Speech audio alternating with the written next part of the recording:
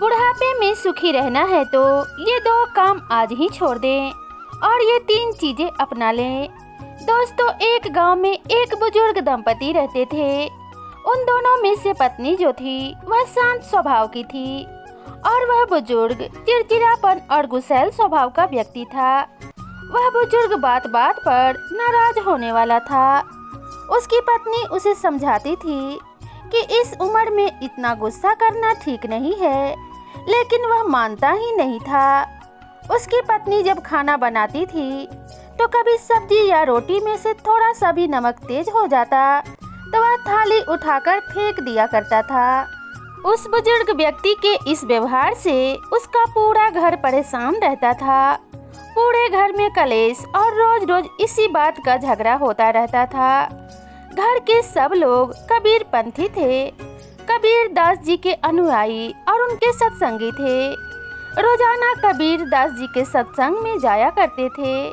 फिर एक दिन उनकी पड़ोसी महिला ने उस बुजुर्ग महिला से कहा कि इनको भी सत्संग में ले जाया करो। हो सकता है कि कबीर दास जी की बात मानकर इनका व्यवहार भी बदल जाए। अपने पड़ोसी की बात सुनकर उस बुजुर्ग महिला ने कहा कि बात तो ठीक है। फिर उसने अपने घर वालों को यह बात बताई और कहा कि इनको भी कबीर दास जी के पास ले चलते हैं और उनको सब बातें बताएंगे, शायद कुछ हल निकल जाए। रोज रोज के झगड़े से किसी तरह से तो मुक्ति मिले, किसी तरह से तो घर में कलेश खत्म हो और शांति आए। फिर एक दिन घर वाले किसी तरह उस बुजुर्ग को मनाकर कबीर दास जी के पास ले गए। संत तो बिना बताए ही सब समझ लेते हैं। जब वे कबीर दास जी के पास पहुँचे तो उन्होंने समझ लिया कि यह लोग उसको उनके पास क्यों लेकर आए हैं। कबीर दास जी ने देखते ही जान लिया कि उनके घर में अशांति है, इसलिए घर में सुख चैन की तलाश में यह हमारे पास आए हैं।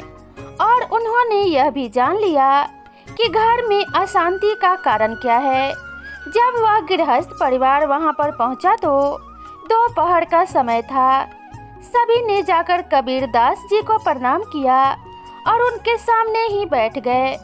उस वक्त कबीर दास जी अपनी कुटिया में बैठे बैठे कुछ लिखवा रहे थे। कबीर दास जी की धर्म पत्नी का नाम था लोई। अचानक कबीर दास जी ने माता लोई से कहा कि लोई, जरा दीपक जलाकर लाओ, मुझे कुछ ढूंढना है।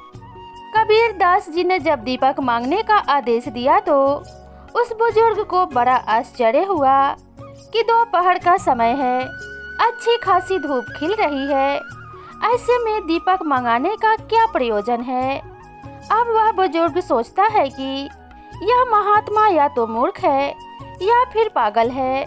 भला सूरज की अच्छी खासी रोशनी है और यह दीपक मंगा रहे हैं, यह तो अजीब महात्मा है। वह बुजुर्ग मन ही मन ऐसा सोच रहा था। तब तक माता लोई जलता हुआ दीपक लेकर हाजिर हो गई और उन्होंने चुपचाप दीपक उनके पास रखा और अंदर चली गई। अब वह बुजुर्ग सोचता है कि उनकी पत्नी भी क्या खूब है।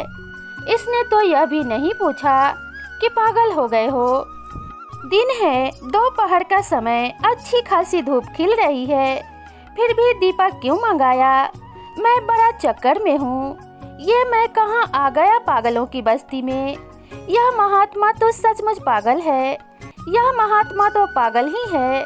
सबसे बड़ी पागल और मूर्ख तो इसकी पत्नी है। यह पागल मेरे घर में शांति लाएंगे, यह मेरे घर के कलेश को खत्म करेंगे, यह मेरे बुढ़ापे को ठीक करेंगे।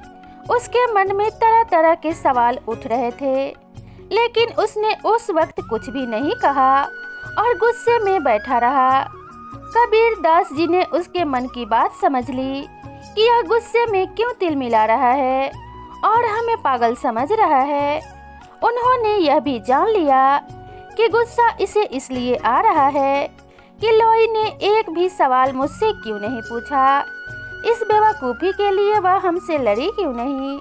कबीर दास जी तो सब समझ गए, लेकिन बेपरवाह होकर दीपक की रोशनी में लिखते रहे।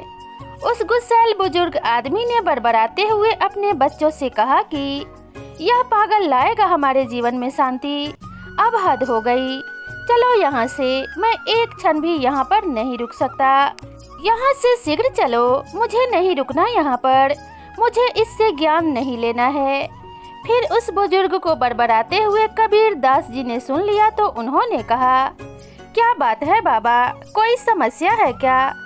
फिर वह बुजुर्ग आदमी बनावटी हंसी हंसते हुए बोला, नहीं नहीं महाराज, कोई समस्या नहीं है, आपके दर्शन करने आए थे सो हो गए, अब हमें अपने घर चलना चाहिए, इसलिए हमें आज्ञा दे दीजिए। कबीर दास जी ने कहा, अरे भाई, तुम हमारे पास आए हो, हमारे अतिथि हो, बिना अतिथि सत्कार के कैसे जा सकते हो? उन्होंने माता लोई को आवाज लगाई। माता लोई तुरंत आई और हाथ जोड़कर खड़ी हो गई। कबीर दास जी ने कहा, यह बाबा थोड़ी जल्दी में हैं और यह जाना चाहते हैं, जल्दी से 2 गिलास दूध लेकर आओ। फिर उस बुजुर्ग ने मना किया, अरे नहीं नहीं महाराज, घर से भोजन करके आए हैं, दूध की कोई आवश्यकता नहीं है। लेकिन कबीर दास जी ने कहा, आप हमारी कुटिया में पहली बार आए हैं, बिना अतिथि सत्कार के कैसे जा सकते हैं? फिर वह बुजुर्ग चुप हो गया। माता लोई बिना कुछ कहे और बिना कुछ पूछे अंदर गई और 2 गिलास दूध लेकर हाजिर हो गई। कबीर दास जी ने 1 गिलास दूध उस बुजुर्ग आदमी को दे दिया और 1 गिलास स्वयं ले लिया। अब जैसे ही उस बुजुर्ग आदमी ने दूध की घूंट ली तो दूध इतना कड़वा था कि उसका उल्टी करने का मन हुआ। दूध में नमक ही नमक था। उसका मन हुआ कि दूध को फेंककर इस महात्मा के सिर पर मारूं, क्योंकि उसका तो रोज का यही काम था। कभी मिर्च ज्यादा लगे तो फेंक दी थाली, कभी नमक ज्यादा लगे तो फेंक दी थाली। अब उसने कबीर दास जी की तरफ गुस्से से देखा। कबीर दास जी तो बड़े सहज भाव से दूध पी रहे थे, उनके चेहरे पर ऐसा कोई भाव नहीं था। यह सब देखकर उसका तन जल गया। कहा कुछ नहीं, मन ही मन कहने लगा, आज कहाँ यह घर वाले मुझे ले आए, ये संत है या सचमुच ही कोई पागल इंसान है। हद हो गई। गिलास को एक तरफ रख दिया और कबीर दास जी से कहने लगा, महाराज अहो भाग्य मिले, अब हम चलते हैं। कबीर दास जी ने कहा, शायद तुम कोई समस्या लेकर आए थे, तुमने अपने आने का कारण तो बताया ही नहीं, ऐसे कैसे जा सकते हो? कोई समस्या हो तो बताओ, शायद हम कोई हल निकाल सके। बुजुर्ग बोला, अरे महाराज छोड़िए, आप क्या हल निकालेंगे, आए तो हम समस्या लेकर ही, लेकिन अब जा रहे हैं, हमने सब देख लिया, तुम्हारे बस की बात नहीं है। कबीर दास जी ने कहा, अरे जब समस्या लेकर आए थे तो बताने में क्या हर्ज है, आखिर बताओ तो सही, हो सकता है कुछ समाधान निकल आए। बुजुर्ग ने कहा, चलो पूछ ही लेता हूँ, वैसे मुझे लगता नहीं कि तुम्हारे पास मेरी समस्या का कोई हल होगा। कबीर दास जी ने बार बार पूछा तो उस बुजुर्ग आदमी ने कहा कि सुनो, मेरे घर में मेरी कोई भी इज्जत नहीं करता, सब मुझे हीन दृष्टि से देखते हैं, कोई मेरा कहना नहीं मानता है, सब अपनी अपनी में रहते हैं। मेरे घर में बड़ा कलेश और अशांति है, मैं अपने घर में शांति और समृद्धि चाहता हूँ, इसलिए आपके पास आया था। लेकिन आपकी मूर्खता देखकर मुझे पक्का विश्वास हो गया है कि आपके पास मेरी समस्या का कोई समाधान नहीं हो सकता। मेरे घर में शांति लाने के लिए आप कुछ भी नहीं कर सकते हो। कबीर दास जी मुस्कुराए और कहने लगे, हम जानते हैं तुम्हारे घर में अशांति और कलेश रहने का क्या कारण है, और हमने तुम्हें हल भी बता दिया, लेकिन शायद अभी तक तुम समझ नहीं पाए। जब कबीर दास जी ने ऐसा कहा तो बुजुर्ग आदमी बोला, वह कमाल की बात है, आपने हल भी बता दिया, लेकिन जब से हम आए हैं तब से तो आपने एक शब्द तक नहीं कहा, और हल कैसे बता दिया? कबीर दास जी ने कहा, सुनो, याद करो, जब तुम आए थे हमने तुम्हारे सामने ही अपने पत्नी से जलता हुआ दीपक मंगाया था कि नहीं? फिर उस बुजुर्ग आदमी ने कहा, हाँ मंगाया तो था। कबीर दास जी ने कहा कि हमारी पत्नी ने तुरंत हमारी आज्ञा का पालन किया और बिना कुछ पूछे और बिना कुछ कहे हमारी आज्ञा का पालन करते हुए जलता हुआ दीपक लेकर आई। उसने यह तक नहीं पूछा कि दोपहर है, ऐसे में दीपक की क्या आवश्यकता है। उसने वही काम किया जो हमने उससे कहा था। कोई सवाल तो नहीं किया, कोई प्रतिकार तो नहीं किया। बुजुर्ग आदमी बोला, हाँ इसी बात का तो मुझे ताज्जुब है। कबीर दास जी ने आगे कहा, उसके बाद फिर हमने दूध मंगाया और मैं जानता हूँ कि हमारी पत्नी ने शक्कर की जगह दूध में बहुत सारा नमक डाल दिया था। दूध बहुत कड़वा था, इतना कड़वा कि तुमसे पिया तक नहीं गया और तुमने देखा मैं इस कड़वे दूध को चुपचाप प्रेम से पी गया। पता है क्यों? क्योंकि जब हमारी पत्नी ने हमसे दीपक के बारे में कुछ नहीं पूछा तो हमारा भी अधिकार यह नहीं बनता कि हम भी उससे कोई सवाल करें। जब उसने कोई सवाल जवाब नहीं किया तो हम भी कोई सवाल जवाब कैसे कर सकते थे? दीपक लाना और हमारी आज्ञा का पालन करना ही उसने अपना धर्म समझा, तो हम उससे कैसे पूछ सकते थे कि दूध कड़वा क्यों है? हमने भी अपना धर्म समझा और दूध पी लिया। जिस तरह उन्होंने कोई प्रतिकार नहीं किया उसी तरह हमने भी कोई प्रतिकार नहीं किया। इससे क्या समझे? इससे यह सिद्ध होता है कि पति और पत्नी दोनों को सामंजस्य स्थापित करके एक दूसरे की बात माननी चाहिए, एक दूसरे की बात का सम्मान रखना चाहिए, आपस में प्रेम और विश्वास रहना चाहिए। मुझे पता है तुम ऐसा नहीं करते हो।